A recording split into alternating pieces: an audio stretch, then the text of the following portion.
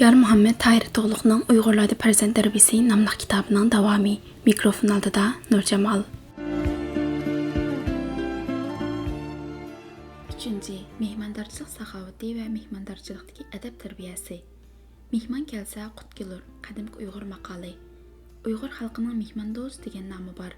Bu vaqtda qadimli Şinjanğa kelgan səyyahlarmı iniq xatirlərini qaldırıb ketgan. Chunki mehmandostluqni Uyğurlar bir xil saxavət deb qaraydı. Yana biri mehmandostluq kishilarning nomini yaxshi qildi.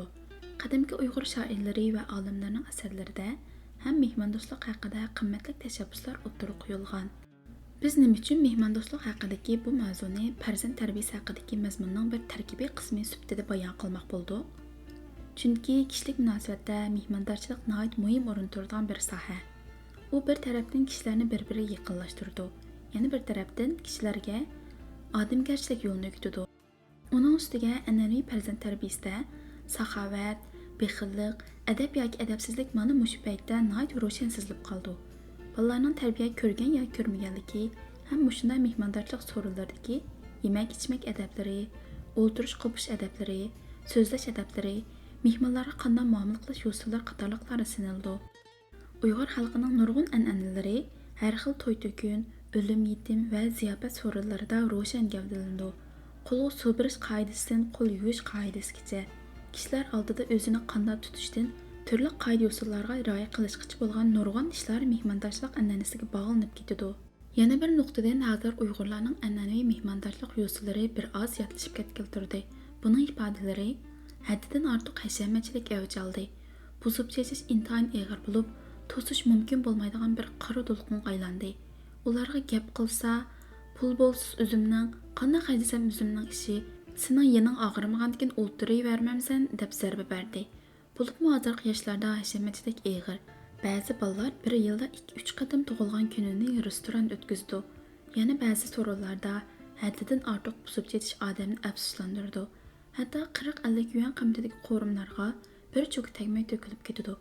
Shuning bilan shu bir qatimliq o'tirishda 10 odam bo'lgan bo'lsa, amaliyot 100 yuan bilan yaxshi mehmon bo'lg'il bo'ldi.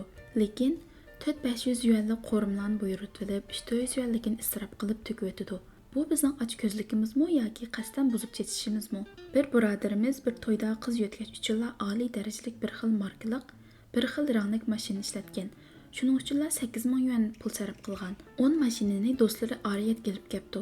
Agar shu qizni 5 mashina bilan yo'tkisa, u qizning sifati o'zgarib ketamdiganda, buni mushu jamiyatda yashayotgan hamma odam obdan biladi. Shu biz isrof qilayotgan bir qatimliq so'rindagi taomlarni yezilardagi bir dehqon oilasi bir oy tirikchilik yetkazganligini bilamiz. Acaba bir qach oshiq to'ydigan bu qo'rsoq uchun shuncha buzib chetish ravomi? Bu ahvollar bizning qanchalik nodonligimizni, madaniyatsizligimizni oshkorlab turibdi. Madaniyatlik ellarda hargiz bunday buzib chetish qo'l qo'ymaydi. Bir san'atkor birodarim bunday bir ishni hikoya qilib berdi. U birodarim Amerikaga chiqqan edi. Amerikada tuqqanlari nihoyat yaxshi qarshi elibdi. Bir kuni bir tuqqani restoranga olib mehmon qilmoqchi bo'pti. Bir yer kirib, bir qancha xil tomoq buyurtibdi. Mehmon kutgich bularga buyurgan taomlarning ko'p bo'lib ketganligini his qilib, "Sizlar qancha odam?" deb so'rabdi. Ular 2 odam ekanligini aytganda, oldiga akilib bo'lgan taomlarni elib ketibdi va "Ikkinglar mushu taomni ara yeysizlar" debdi. Demak, u yerlarda oshxona xo'jayinlari boshqalarning ochiq chiqim qilib buzib chetishni xohlamaydi ekan. Bizda-chu, agar biror restoranga yoki oshxonaga kirib xo'jayinning niyatidagidek qimmatli tomoq buyurmasak, birdam o'tirgandan keyin bir narsa lozimmi yoki bo'ldimi deb so'raverib qopib ketishga zo'rlaydi. Ozroq insofbor va madaniyatli kishilar tarbiya ko'rgan mo'tadvar kishilarimiz nihoyat tejashlik, ochiq chiqim qilishni xohlamaydi. Bir qatim eng hurmatli bir ustozimni bir ishga yordamlashtirish uchun uydan elib chiqdim va kira mashinasini to'smoq bo'ldim, lekin ustozim hargiz unmadi. "Yo'q balam, 5 mo bilan bordigan yerga bekor 10 yuan xarjlash behuda" dedi. Men shuningdan keyin bizdagi turmushni, hayotni tushunmaydi ekanmiz deb o'ylab qoldim. Umuman olganda bizdagi yashamatchilik uchun sabab ko'rsatishga hech qanday asosimiz yo'q. Faqat u bizning madaniyatsizligimiz, dog'vozligimiz, tarbiya ko'rmaganligimizning ifodasi. Bu oila tarbiyasi bilan cheklanmay, butun jamiyatning e'tiborini qo'zg'ash lozim. Biz bu xususda Yusuf Hasaji bilan Alisher Navoiyning mehmondorchilik saxovati va mehmondorchilik adabi haqida qoldirib ketgan qimmatli nasihatlarni o'rnak sifatida beramiz. Bu bayonlardan farzand tarbiyasi uchun ham o'zimiz ibrat olishimiz uchun foydalanishinglarni umid qilamiz. Alisher Navoiy Ular nima degan yaxshi kishilar ha? Ular hamisha saxovatdan boshqa ish qilmaydi. Olamning yo'riq chehrini parvoya olmaydi. Ular o'zini bu zamonning mehmoni deb bildi. Shundaqla barliq zamon ahlini o'zining mehmoni deb qaraydi. Ularning kulbisiga har qanday inson mehmon bo'lib kelsa, jon dili bilan uning ko'nglini xushal qilib, qursqini to'yg'izmaguncha o'zining ro'zasini sundirmaydi. Balki Tangrining do'sti Hazrat Ibrohim alayhissalomdek saxovat dasturxonlarini ichib, mehmonning oldida oydek nonlarni sundirdi. Ularga mehmonsiz yegan har qanday lazzatli taomlarmi zaharlik bilindi. Mehmon bilan yegan quruq non jannat nimatidan ziyodaroq ko'rinadi. Ular mehmonni ko'rgan hamon intayin xush muomala va ochiq chiroy bilan marhamat va yaxshilik adablarini, odatlarini bajo keltirdi. Qizil guldek echilib, guldek dasturxonlarni yoydi. Mehmon dasturxonga qo'l sunsa, jon dili bilan minnatdor bo'lib turadi. Toki mehmonni to'yg'izmaguncha o'zini to'yg'izishni o'ylamaydi. Mehmon qo'l uzatmaguncha o'zi qo'l solmaydi. Ularning mehmoni podshoh bo'lsin yoki gadoy bo'lsin, hammasi o'zining holiga yarasha mehmondorchilik qoidasini ado qildi. Podshohga shirin taomlarni qo'yib, gadoy kelsa quruq non qo'ydigan ishni qilmaydi. Chunki bu biri podshoh, u biri gadoy bo'lsa-mu, har ikkilisi Tangrining bandisidir. Tangri oldida har ikkilisi barobardir. Farzandlarga tarbiya berganda mushu nuqtaga bek ahamiyat berish kerak.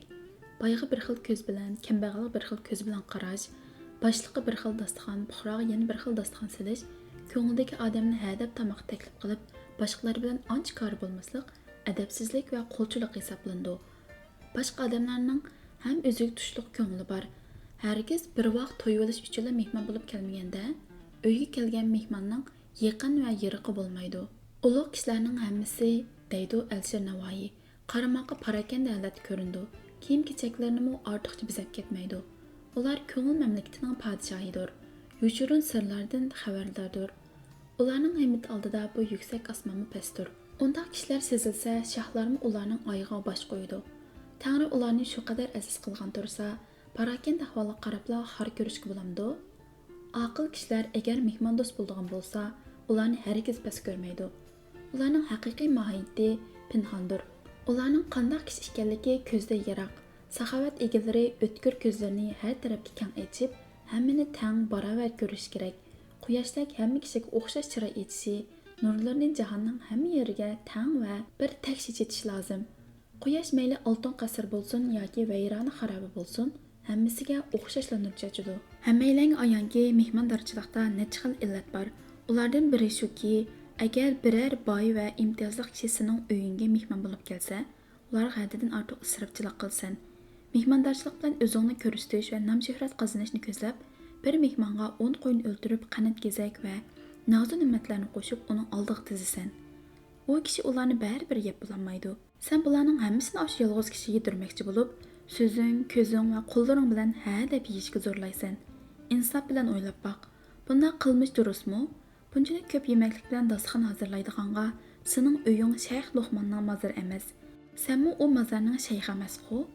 Nima uchun Tangrining bergan meli o'rinsiz isrof qilib, saranglardek buzib chetsan? Garchi Tangri yanglar, ichinglar degan bo'lsa-mu, lekin yana isrof qilmanglar deb ogohlantirgan emasmi? U mehmonni zo'rlab yolvorib, zahar yegizdiganga, u senga nima yomonlik qilgan? Chunki sening u mehmonga zo'rlab yegizgan bir luqma tomoqing uningga bir luqma zaharga aylandi. Bunday zahardan u mehmon hech qachon yaxshilik ko'rmaydi. Bundaq ziyofat bir xil shumluq, balki intayin zo'r ofatdir. Aql egalari bunda mehmondorchilikni to'lim yomon ko'radi. Yana bir illat shuki, uyingga qachonki biror ojiz va zaif mehmon kelsa, uning bir luqma tomoq berishni ravo ko'rmaysan. U musofirning ochliqi va ishtihosi uning ichini ko'ydirgan taqdirdimi, uning mehmondorchilik husnini bajo keltirishga roying bormaydi. Uning ko'nglini biror vaqt tomoq bilan xush qilishni xohlamaysan. Hatto sening bexilliging shunchalik cheksizki, kelgan musofirni qupquruq yondirishqimi arnomus qilmaysan. Sening bunday bexilliging o'rinsiz buzib chachqandimi yomonroq qabihlikdir. Ota-onalarning samida bo'lsinki, biri o'zinglar o'lgi bo'lib uyinglarga kelgan har qanday tabiqatga mehmon bo'lsin, ularga o'xshash muomala qilib, fazilatinglarni ifodalanglar. Yana biri farzandlarga oddiy kiygan odamga bir xil, oliy kiygan odamga bir xil muomala qiladigan ishga yo'l qo'ymanglar. Hammaga chiroyli, adabli, hayo bilan muomala qilishni o'rgansin. Yusufga Sajib mehmondorchilik qoida-usullari to'g'risida bunday qimmatli bayonlarni bergan. Mehmondorchilik qoidasi va shakli ikki xil bo'ldi. Biri mehmon chaqirish, yana biri chaqirgan yerga berish. Har ikkilisining qoida usullari bo'ldi. Agar mehmon chaqirmoqchi bo'lsang, yaxshi tayyorlik qilib, qo'ling uzun vaqtda taklif qil. Chunki chaqirmoqning eti ulug' bo'ldi.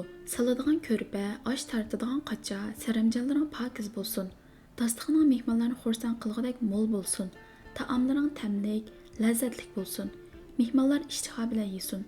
Buni qilsang, mehmonlaring sening ularni qadrlaganligingdan mamnun bo'lib suyunadi. Sening dilingmi yo'riq bo'ldi. Agar yetisholmagidek bo'lsang, yaxshisi chaqirmayli qo'ygan. Mehmon chaqirib qo'yib o'zing qisilib qolgudek bo'lsang, bir tarafdan o'zing o'ng'ay sinib qolasan. Yana bir tarafdan mehmonlar holiga qarab ish tutsa bo'ladi, piqsiqligini deb masxara qildi. Bir qusuringni ming qilib ko'rsatdi. Yaxshi ish qilaman deb yomon atilib qolasan. Shunga taomlaring mehmonlarga yetgidek kangri bo'lsin, lekin isrof qilgudek bo'lmasin. Mehmon chaqirganda ko'ngling og'irmagdek mehmon qilay desang, sana yaqinchilik yuzini ochgan, ko'ngilda san aqidasi bor kishilarni qoldirib qo'yma. Gal og'irqi nihoyat yomon. 4. Emgakni suyish tarbiyasi. Hurulluq, muhtojlik va xorliqqa sabab bo'ldi.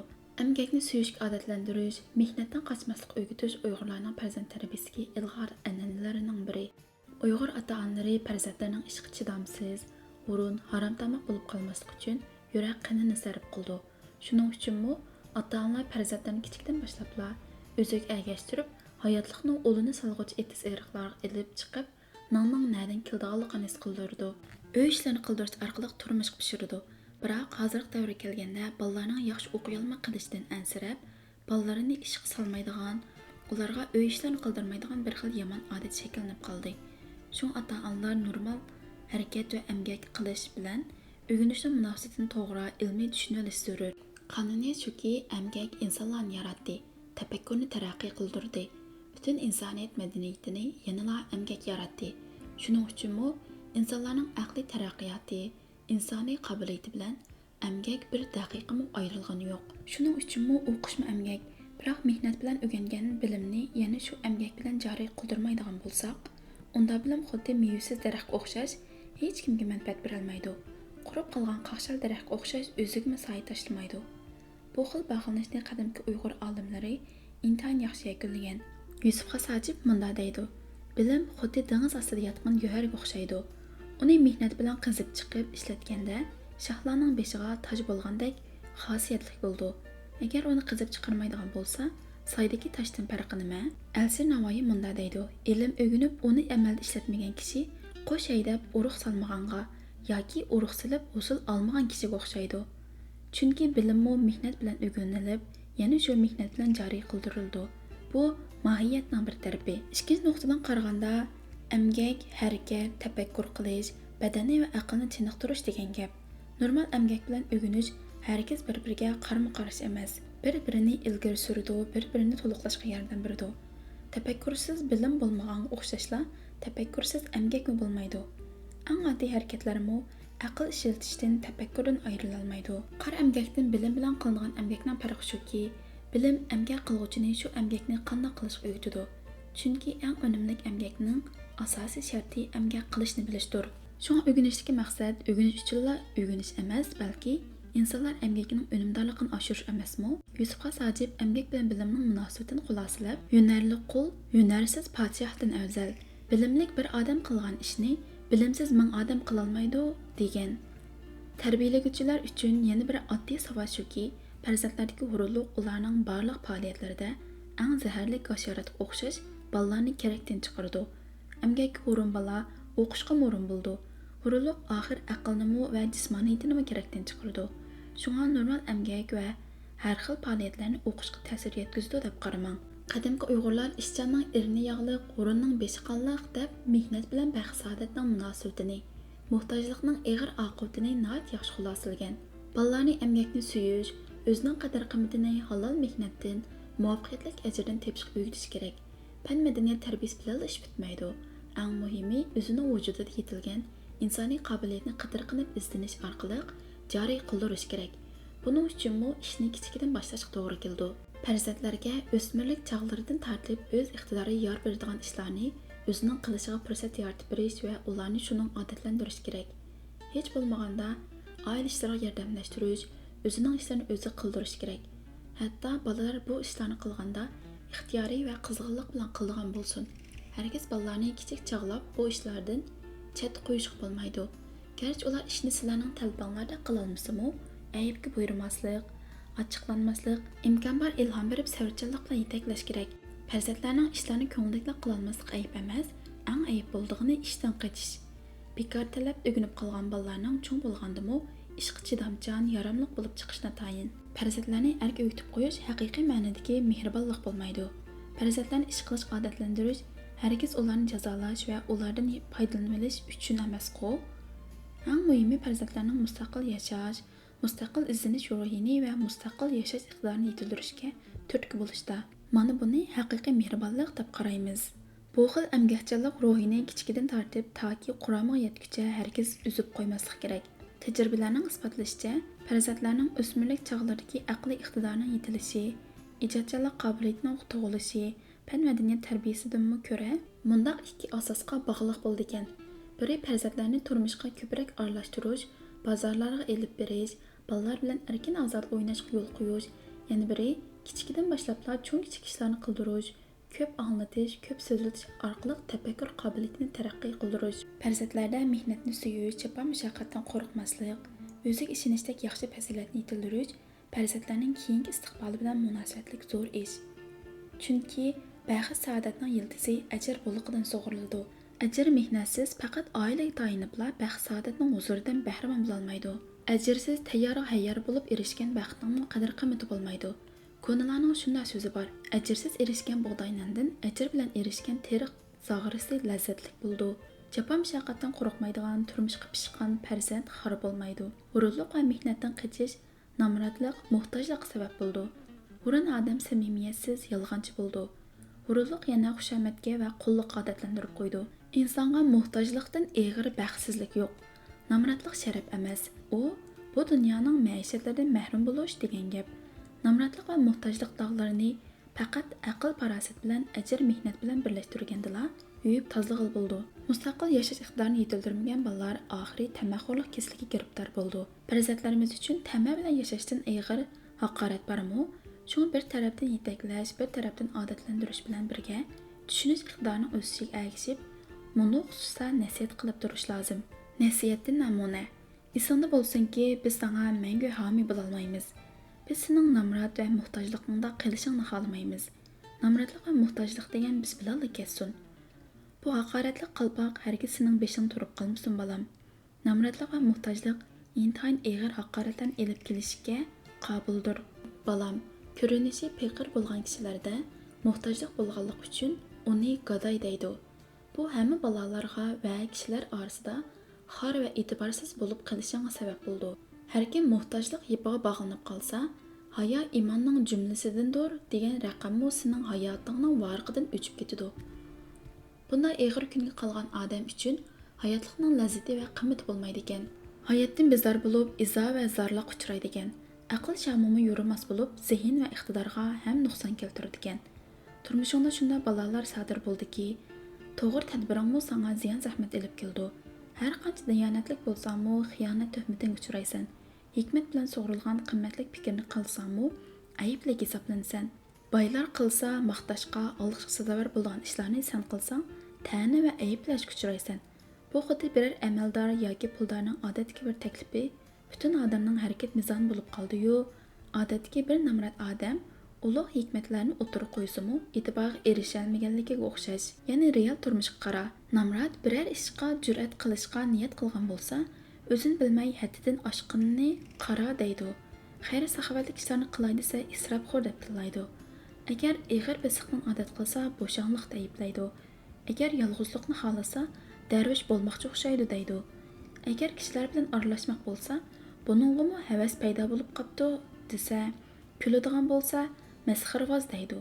Jim o'tirsa, hissiyotsiz qaladak o'ltirdi deydi.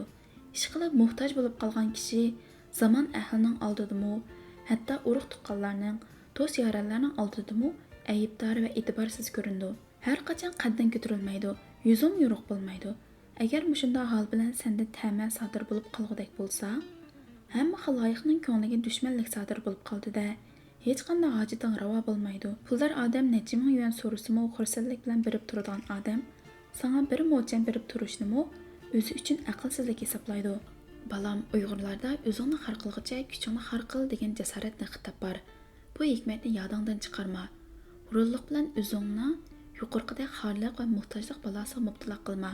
Odam ish qilganga hech narsa bo'lib ketmaydi. Emgak seni qaysarlashtiradi, vujudingga jasorat to'ldiradi. Sen shunday bir qonuniyatni hayotingga mizon qilganki, emgaksiz hayotlikmi bo'lmaydi. Emgaksiz o'tgan hayotlikning ma'nisi bo'lmaydi.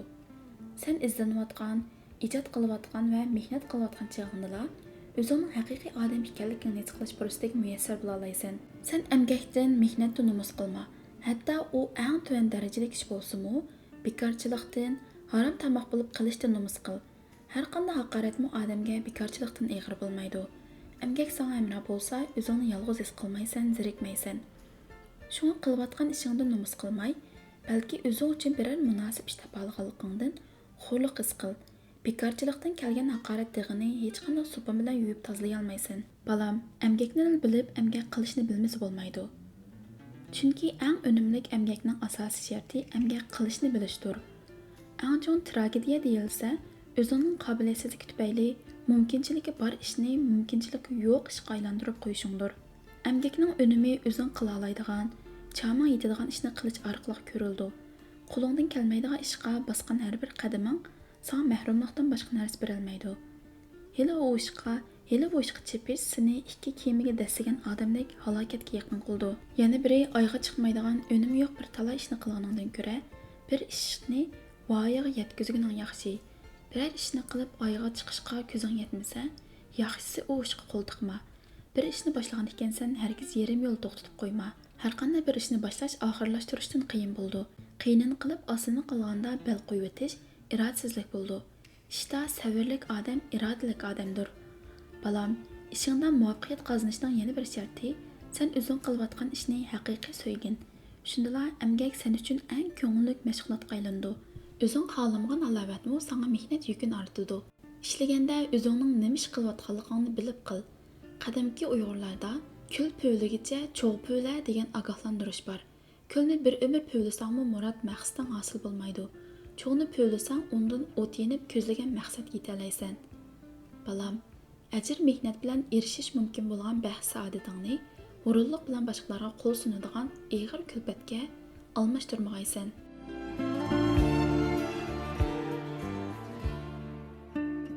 Uyg'urlarda farzand tarbiyasi nomli kitobning 12 bobining to'liq mazmun o'qib tugatildi. Davomli huzuringlar bo'ldi.